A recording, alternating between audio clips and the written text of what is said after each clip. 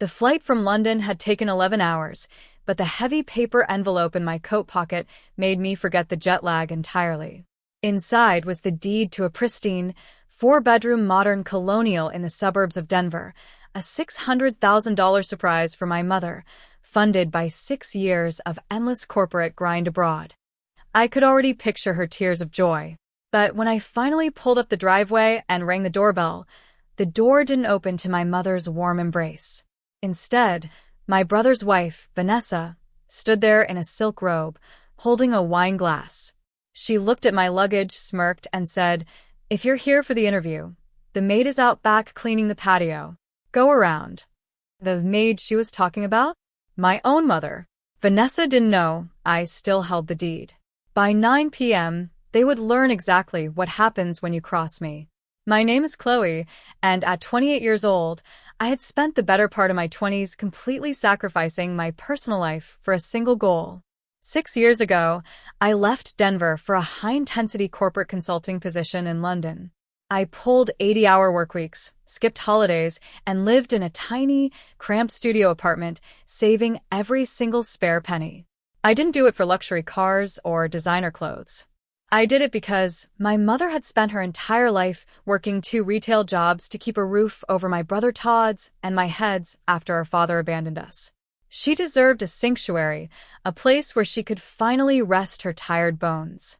When I finally managed to buy a gorgeous, modern 4-bedroom colonial house in one of Denver's finest suburbs for $600,000, I didn't tell her. I wanted it to be the ultimate surprise.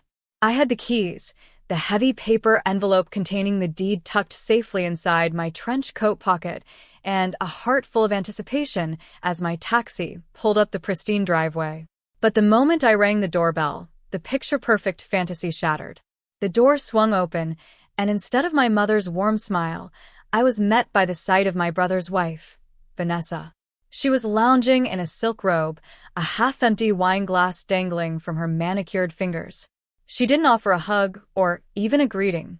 Instead, her eyes swept over my luggage with a cold, patronizing smirk.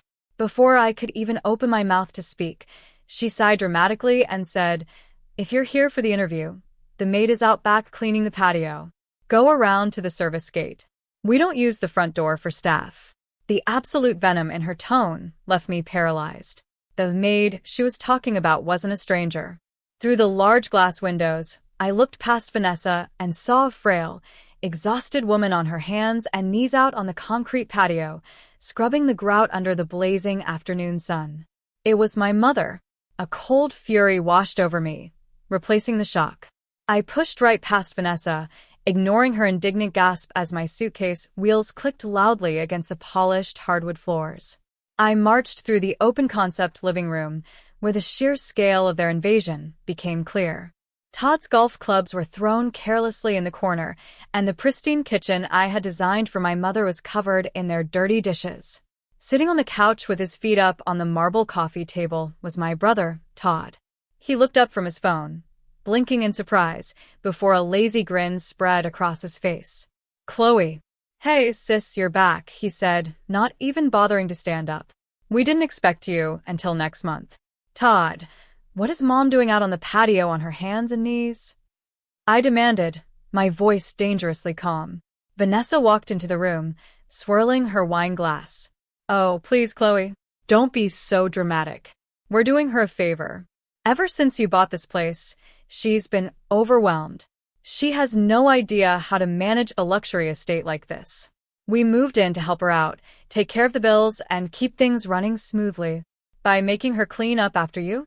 I hit back, looking between the two of them. Todd chuckled, a dismissive sound that made my blood boil. "Look, Mom likes to stay busy. It gives her a sense of purpose. Besides, we gave her the entire basement apartment. It's much more cozier for her, less space to worry about. Vanessa and I took the master suite upstairs so we could entertain clients. It's just practical, Chloe.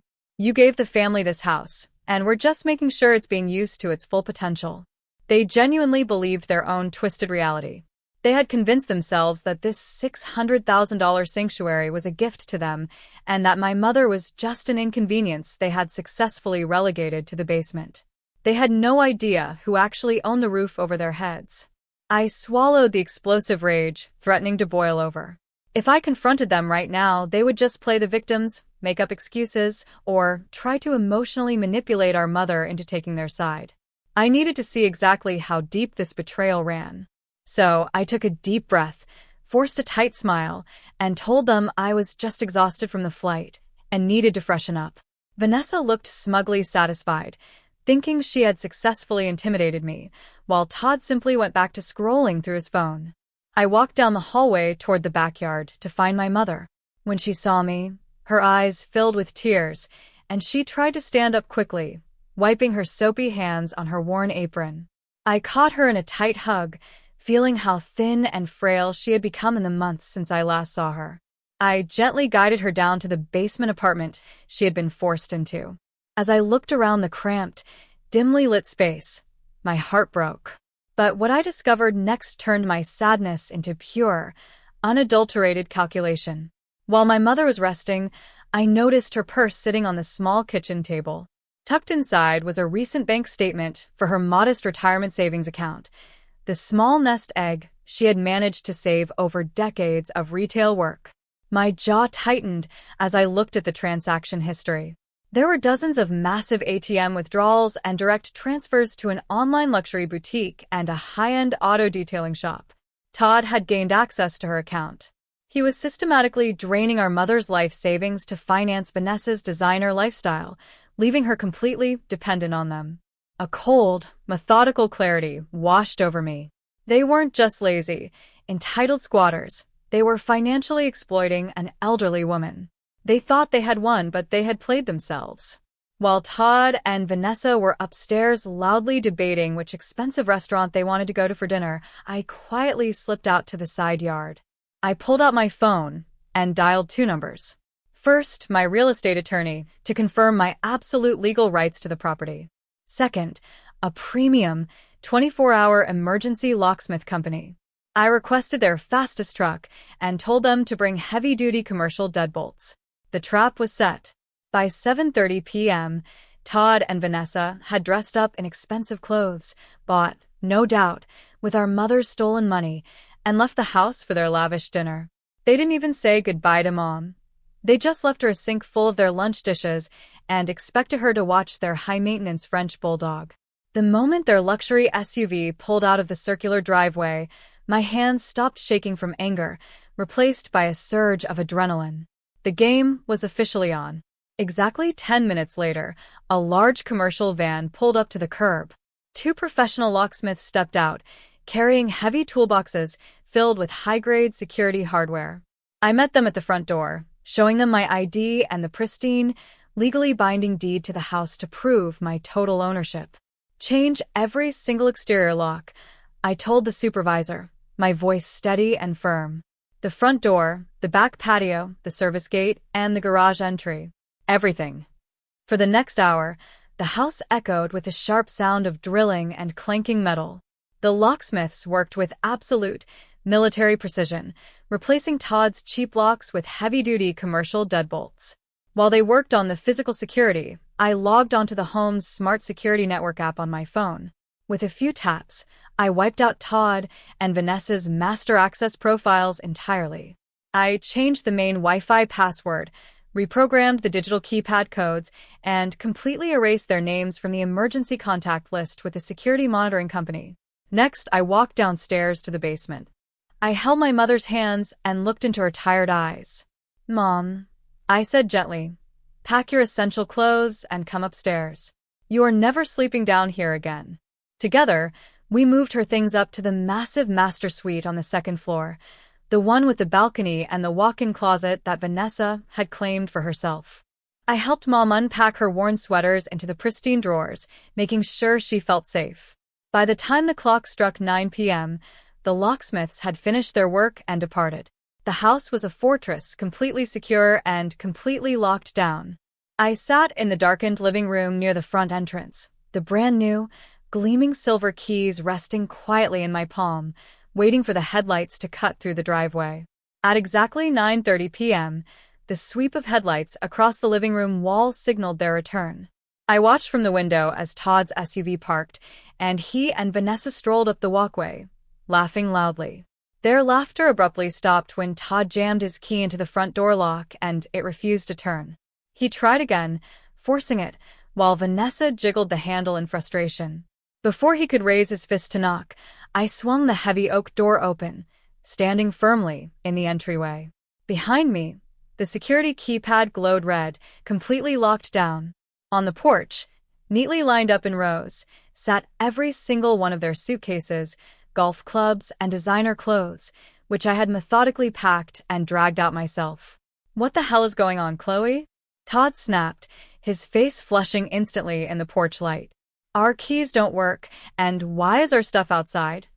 Vanessa stepped forward, her voice screeching with venom. "Did you lose your mind? Let us in right now. It's freezing out here, and you have no right to touch my things." "I have every right," I replied, my voice dropping to an icy, unyielding whisper. "Because I didn't buy this $600,000 house for us, Todd. I bought it exclusively for Mom. And as of 9 p.m. tonight, both of you are officially trespassing on my property." Todd took a threatening step toward me, his fists clenching. "You can't do this. We live here. I'm calling the police to have you thrown out.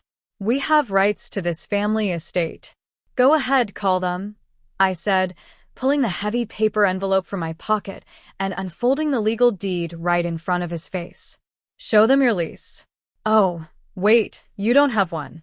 And while they're on their way, we can show the officers the bank statements I found downstairs, the ones proving you've been systematically skimming thousands of dollars from Mom's elderly retirement fund to buy Vanessa's designer trash." The moment the word fraud hit the air, the fight drained completely out of Todd. His jaw dropped, and Vanessa's fake bravado shattered into pure panic as she stared at the legal documents in my hands. They were trapped. Over the next few weeks, the consequences of their greed came crashing down on them with absolute legal precision. My real estate attorney moved swiftly, issuing a formal, ironclad restraining order that barred Todd and Vanessa from ever setting foot on the property again.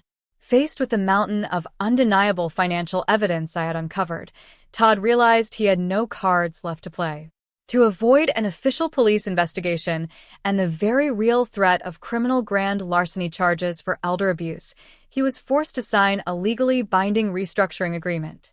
He and Vanessa had to liquidate their assets, including selling Todd's luxury SUV at a massive loss, just to pay back every single cent they had stolen from our mother's retirement fund. Without my mother's life savings to subsidize their artificial lifestyle, their house of cards completely collapsed. They were forced to move into a cramped, noisy one-bedroom apartment near the airport, finally experiencing the harsh reality of living within their actual means. Vanessa's designer dresses and expensive salon appointments became a thing of the past as they struggled to cover their own basic utilities. Meanwhile, back at the house, a profound peace finally settled over the property.